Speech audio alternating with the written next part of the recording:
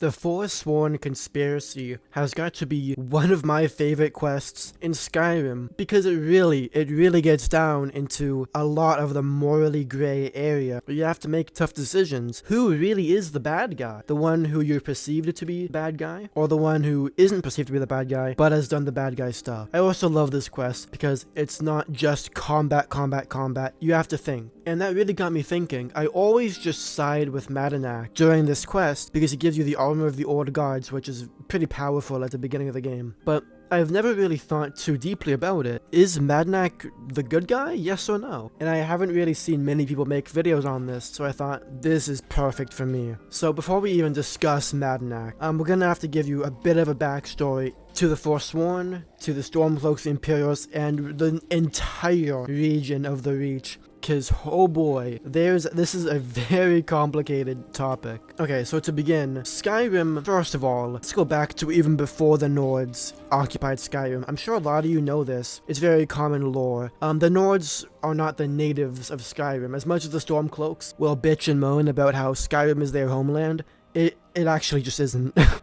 Way back, thousands of years ago, the Nords came from Atmora, which is a continent above Tamriel, and, above Skyrim. It's more north. And in Skyrim, it was mostly inhabited by a few different people. The Reachmen, who inhabited the Reach and the area around that, and you had the Snow Elves. The Snow Elves and the Dwemer. The Dwemer kind of hung around a lot of Morrowind and Skyrim. But basically, the Nords came down from Atmora when Atmora became too cold to live in, and they fucked up the Snow Elves bad. Like, they drove them into such desperation from their war that the Snow Elves literally had to beg the Dwemer to help them. And the Snow Elves, aka the Falamor, the only deal that they could strike up with the Dwemer is the Dwemer would allow them to not go extinct at the end of the Nords, and the Dwemer would take them in and let them live so long as they were permanently enslaved by the Dwemer, and the Dwemer were allowed to make them go blind and literally torture them, poison them, and corrupt them into what the Falamor currently are in the modern game. So that's why what's left of the Snow Elves is these twisted, disgusting goblin fucks. It's because they were literally enslaved by the Dwemer because the Nords were driving them out of Skyrim that hard and that quickly. So the Reachmen, yes, the Reachmen are the natives of the Reach. That's why they're called the Reachmen. They're kind of descendant of the same common ancestor as Bretons. So Bretons are like kind of a close cousin to the Reachmen. Well, it kind of makes sense too, because the Reachmen, like the Reach is kind of close to Daggerfall on the map. But anyways, the stuff gets kind of shady. My history on that topic of Skyrim is pretty shady. But at some point, the Imperials, who occupied Skyrim at that time, kind of just fucking drove them out of the Reach. The Nords too also drove them out of the Reach. They were kind of just naturally pushed out of Skyrim. And this was thousands of years ago. Even if you go back and you play the Elder Scrolls Online, which is the game that takes place in the Second Era, the current guards aren't Skyrim guards, they are the Reach guards, like the Reachmen.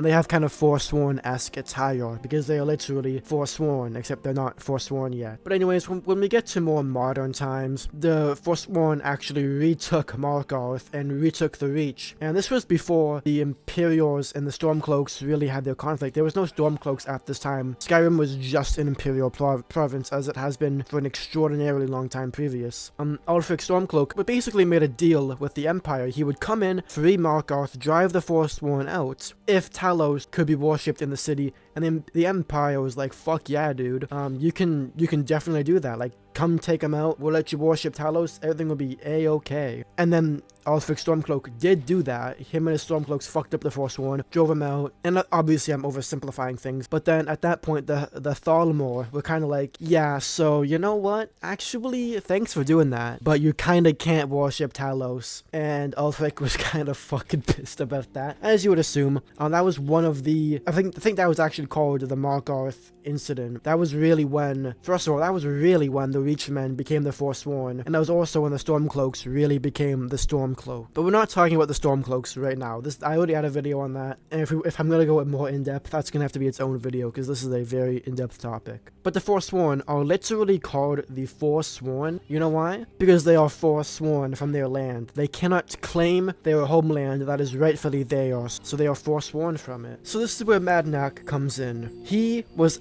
the king of the Forsworn. That's why he's called the King in Rags, because he got arrested, and literally everyone who had any association with him, even slightly, was A, executed, or just B, sentenced to essentially slave labor in Sidna Mine. So a lot of Reachmen died or were in prison because of this, and very few were actually able to escape from Markarth. And for the past, like, however many years, Madanach has been rotting in his prison cell, writing letters out to the city and out to the Reachmen to kind of, quote, keep them under control. Thonar Silverblood, who basically is like the Maven Blackbriar of Markarth, had him in his pocket. He was using Madanach as a puppet so that Thonar could do business more effectively, he could have better relations with everyone, you know, become a rich businessman, because Madanach was keeping the Forsworn away from, you know, fucking everything up, until you come into play. So that's pretty much the history of the Forsworn. That's very summarized and very, like,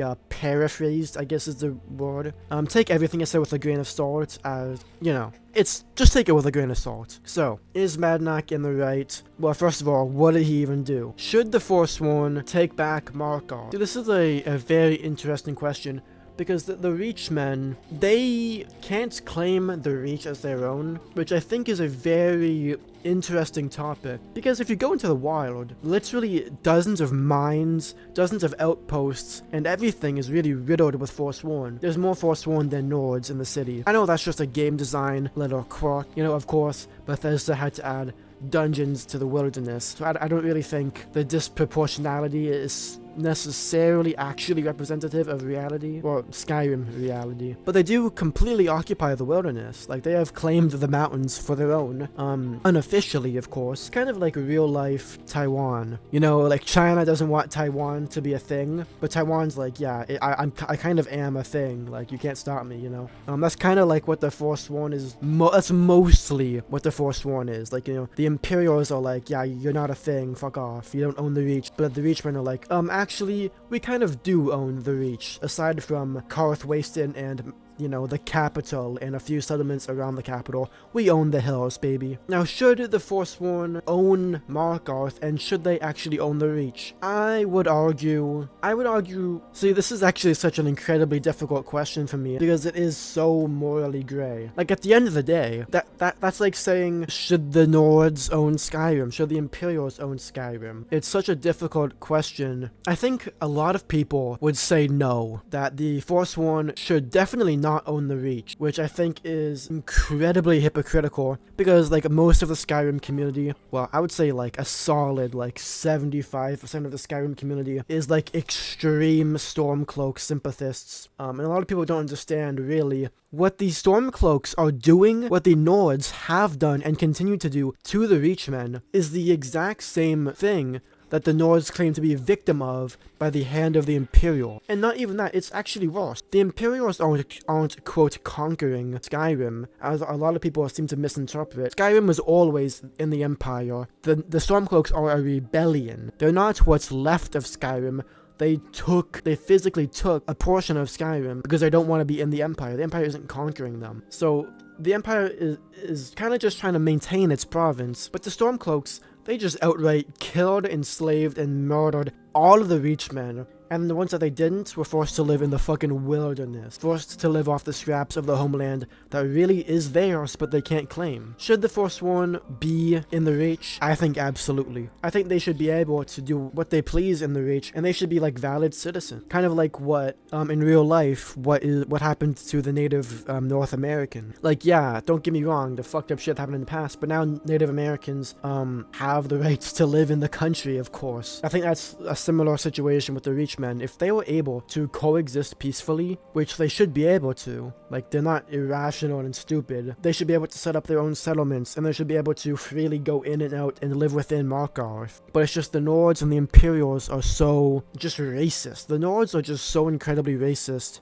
and prejudiced against the Forsworn because they're seen as savages and cannibals and shit. That, of course, that would never happen because, you know, they're just wild beasts, the Forsworn. So, I guess the answer to my question, is Madanach in the right? I believe so. I believe he has the rights to fight for his homeland just as much as Ulfric Stormcloak, just as much as General Tullius, or really anybody who owns land. They have the right to fight for it, and they have a right to kick up shit if they think it's the right thing to do to protect their land, their home. But let me know what you think in the comments. I would love to hear what you think, if you agree or disagree, especially if you disagree with what I said about the Stormcloaks and the Forsworn, because that is a very interesting topic I like talking about. Thank you for watching. Really, really appreciate it. Drop a sub, drop a like, and peace out.